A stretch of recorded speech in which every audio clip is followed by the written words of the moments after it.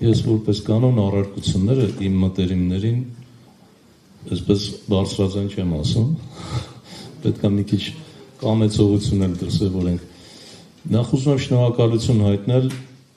հսկայական աշխատանքի համար։ Մի անգամից գասում է, որ դա մի օրվա, երկու օրվա տենց հպանցիկ գործ չի։ Խորաթափանց լուրջ ուսումնասիրություններ են արվել ու երկարատև արվել, ես ենթադրում եմ։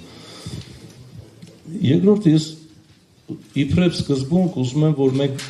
այստեղ նստածներս եւ գաղափարակիցները, ովքեր մեզ ունկնդրում կամ ակնդրում են, որդեգրեն մի կարևոր սկզբունք՝ թիմակիցներին չհարվածել։ Մենք շատ կարող ենք գիտունիկություն անել եւ ասել, տեսեք, ես ավելի այսպես կնայի, այնպես։ Մենք հիմա գտնվում ենք առաջնագծում եւ պիտի շատ հստակ հասկանանք, մենք իրար հետ ենք, թե մենք այն թևում ենք գտնվում։ Շատ հստակ առաջնագծում ենք գտնվում։ Եվ այս իմաստով, եթե կարող ենք օգնել, օգնենք, եթե չենք կարող, քար չշպրտենք։ Ով որ քար շպրտեց, միանշանակ ինձ համար այնտեղ է, այն ճամբարում է, որը արդեն մի քանի անգամ իրեն ապացուցել է, ով է, ինչա եւ այլ եւ այլ։ Ուրեմն սա իբրև սկզբունք եմ ասում եւ ձեռնպահ եմ մնալու ասելու մարդիկ կան, որ ասում են, գիտեք, ես այս ինչ թվականին էս էի ասել եւ այլ։ Ես անկեղծորեն իմ շատ լավ բարեկամն է պարոն Մելքումյանը 1999 թվականին նոր տնտեսական քաղաքականության ուրվագծեր գիրք եմ լույս ընծայել, բայց ես երբեք ինչ չեմ կարող վերագրել, տեսեք, ես ինչ գաղափար ունեի, ոչ, ես ընդհակառակը շնորհակալ եմ, որ այդ գաղափարը հիմա շարունակվում է եւ ավելի նոր դրսեւորումներով այսօրվա մարտահրավերներին համահունչ լուծումներ առաջարկում։ Չենք կարող 99 թվականին ասենք, այդ լուծումը այսօր միգուցե որոշ բաներ ես սիրով դա կծառայեցնեմ ընդհանուր գործին։ Եթե թույլ կտաք, շատ համառոտ անդրադառնամ որոշ դրույթների։ Շատ լավ կապը նշվեց եւ ես կողմնակից եմ, որ առաջանցիկ ինդեքսավորում տեղի ունենա, ուզում եմ այս առումով հիշել Չիլիում ձևավորված փորձը պրոֆեսոր Խոսե Պինյերան, իմ ավագ գործընկերը, որը հետո դարձավ նախարար սոցիալական հարցերի, այդ պարտադիր կենսաթոշակային համակարգի հայրն է։ Ամբողջ հիմքում դրա մի գաղափար կա՝ քաջալերել խնայողությունները, որոնց տոկոսադրույքը պետք է ավելին լինի, քան ինֆլյացիան, որպեսզի իմաստ ունենա։ Այդ խնայողությունները գնում են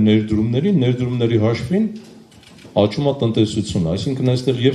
տնտեսական հարցալուծում, եւ սոցիալական, եւ եթե կուզեք քաղաքական հարցալուծում։ Ես երևի ներկաներից կամ ողջ մնացած քաղաքատնտեսներից միակն եմ, ես մասնագիտությամբ քաղաքատնտես եմ, պոլիտեկանոն, դրա համար չեմ կարող տարանջատել քաղաքականությունը տնտեսությունից, մենք պետք է ուղղակի ներդաշնակենք, որ ճիշտ նպատակներին ծառայի։ Հնայի բաշխման հետ կապված շատ կարևոր կետեր ներկայացվեցին եւ այո, սպառողական մոդելից մենք պիտի անցում կատարենք արտադրական արդյունաբերական։ Աբսուրդը նա է, որ մենք ունենք բարձր տեխնոլոգիական արդյունաբերության նախարարություն, բացի էկոնոմիկայի նախարարությունից, ուզում եմ ուշադրություն դարձնել, որևէ մեկը չի ուզում ասել դուք ինչով եք զբաղված, որի ամբողջ առաքելությունը բարձր տեխնոլոգիական արդյունաբերությունն է, որը պիտի կայանար, իսկ այդ ընթացքում կազուսը նա է, որ գահավիժել է, ինչպես արդեն ձեր թվերում ներկայացրեցիք։ Եվ շատերը նեղվում են, երբ որ բաց քննարկում է գնում հանրայինում կամ ուրիշտեղ, ասում են, ինչի եք դասախոսի դիրքով հանդես գալու։ Բայց եթե իշխանությունը կներեք, հարց եմ տալիս տնտեսական բլոկի ղեկավարին, ազգային ժողովի, հանձնաժողովի նախագահին եւ փոխնախարարին էկոնոմիկայի, ասում որն է մեր զարգացման մոդելը, տնտեսության զարգացման մոդել, ասում է դուք քննություն եք ընդունում։ Բա դուք եթե այդ մակարդակով ուզում եք տնտեսություն ղեկավարել եւ զլանում եք կարդալ սահմանադրության համապատասխան հոդվածը, որտեղ հստակ գրած է, որ դա մեր մոդելը ազգային, Դրա համար որ ոտքից արթնանում են արհեստավարժությունը առաջին հերթին պետք է լինի։ Եվ դրա համար տարիների ընթացքում մենք չունենք նույնիսկ ձևավորված կառուցվածք չունենք տնտեսության համախառն ներքին արդյունքի։ Իսկ սա մեզ հուշում է, որ պետք է շատ կոնկրետ ձևակերպել առաջնահերթությունները։ Տեսեք, առաջնահերթությունները եթե ձևակերպվում են, կենսաթոշակները գալիս ընկնում են իրանց տեղը։ Բարձրանալու առաջնահերթությունը չի կարող գնալ ընկնել ընտրություններին նախաշեմին, եկեք ձեզ 10,000 տանք, որովհետև արդեն էլ ճար չունենք ձեզ սիրաշահելու։ Այլ դա բարոյական խնդիր է, որ մեկը ծնող պապիկ, տատիկ ունենալով ինքը կզլանա։ Ես կուզենամ այդ 46,000-ը տամ որոշում կայացնողներին, ասեմ գնա, ձեր մեծահասակ հարազատին, ամենասիրելիներին տուր, տեսնեմ երեսդ կբռնի այդ մարդուն 10 ու ասես գոյատևի։ Ախր չի կարելի այդ աստիճան բարոյականությունը թողնել մի կողմ եւ անցնել չգիտեմ ինչի։ Ինչպես։ Բարոյականության հետ կապ ունի։ Վիկտոր Համազասպովիչը Համբարձումյան ասում էր գիտությունն ու բարոյականությունը եթե իրար հետ չեղան, այդ գիտությունը մեզ պետք չի։ Գույքագրումը, պարոն Մելքումյան, մենք պիտի միասնական աշխատենք։ Կա որոշակի աշխատանք գույքագրման, բայց պիտի այսօր արդիականացնենք, թարմացնենք ըստ մարզերի։ Հրաշալի մոտեցումը բոլոր մարզերը համաչափորեն նայելու եւ հնարավորությունները վերհանելու։ Այդ մոտեցումը մենակ Մարքսը վաղուց մահացել է, իր տեսություններ են տարել թաղել, բայց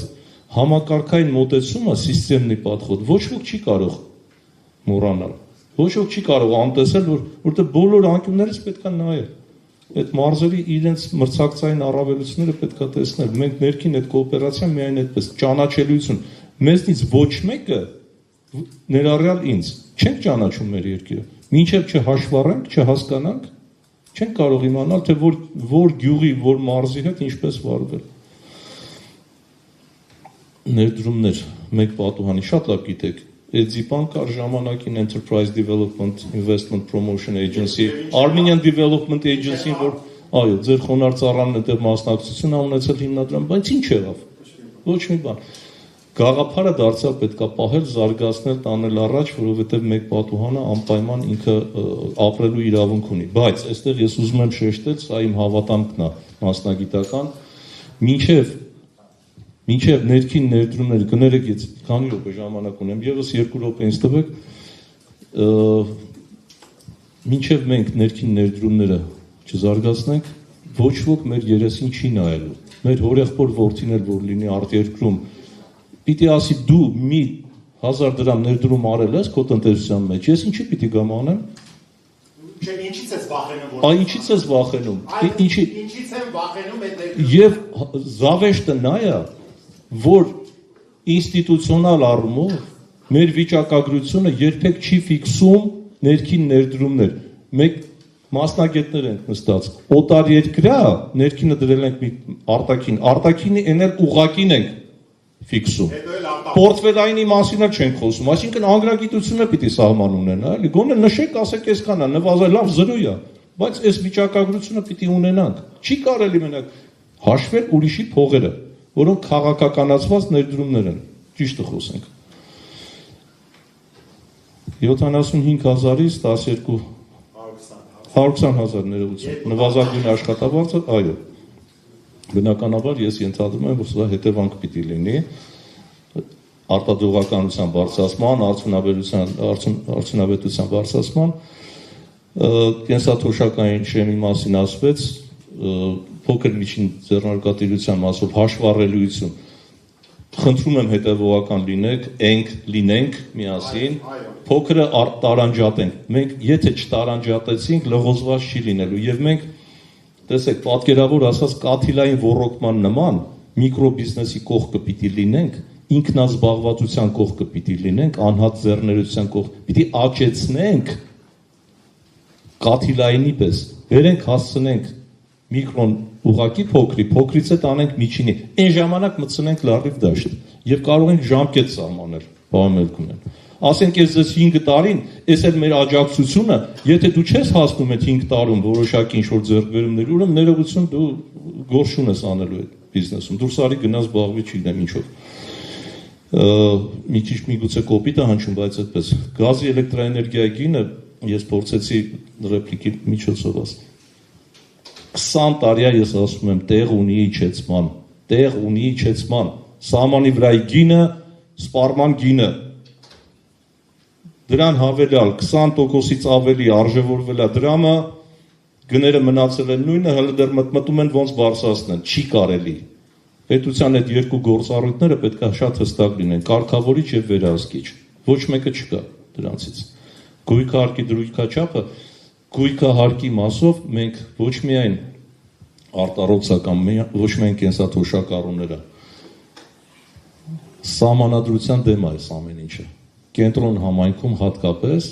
շատ ցցուն ձևով ինչ սոցիալական պետություն, որը շատ ներողություն, հազար ներողություն թքած ունի, թե ով ինչ եկամուտ է ստանում, ըստ էության ուզում է վռնդի կենտրոնից այն մարդկանց, ովքեր վաստակել կամ այդտեղ ապրել են տարիներ շարունակ, չի կարելի դա։ Մարդիկ փող են ստանում պետական կառույցներում տարբերակված մոտեցում ցուցաբերելու։ Եթե եկամուտները չեն հերիքում գոնե, ել չեմ ասում, որ դրույքաչափեր իսկապես արտառոց բարձրեն, պետք է անպայման այդ հնարավորություն տան, որ մարդիկ բոլոր մարզերում պահեստներ, այստեղ ես մթերումների համակարգին կանդրադառնա, եթե պետք է ես ամբողջությամբ այդ բլոկը սիրով ձեզ կտամ, եթե այդտեղ պիտանի բանկը գտնեք վերցրեք եւ անվճար կրթությամբ ամփոփեմ, շատ լավ գաղափար է, մի փոքր դիտարկում անեմ, այնուամենայնիվ ես կուզենայի, որ մրցակցություն լիներ բուհերի միջև եւ այն բուհերը, որոնք որոշակի ռեյտինգների, ներքին եւ արտաքին ռեյտինգների կհամապատասխանեն, նրանց տրվի այդ հնարավորությունը եւ շնորհալի ուսանողը,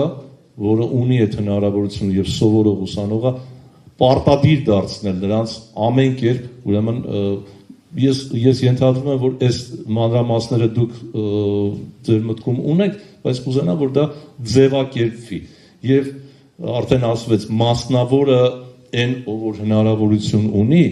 դա այդտեղից առիթից չօգտվի, հատկապես եթե որակը չի համապատասխանում։ Մենք անպայման որակին ուշադրություն դարձնենք, որտեղ մենք լսարան ենք մտնում ձեզ հետ միասին, հասկանում ենք ինչի։ Շատ շնորհակալ եմ։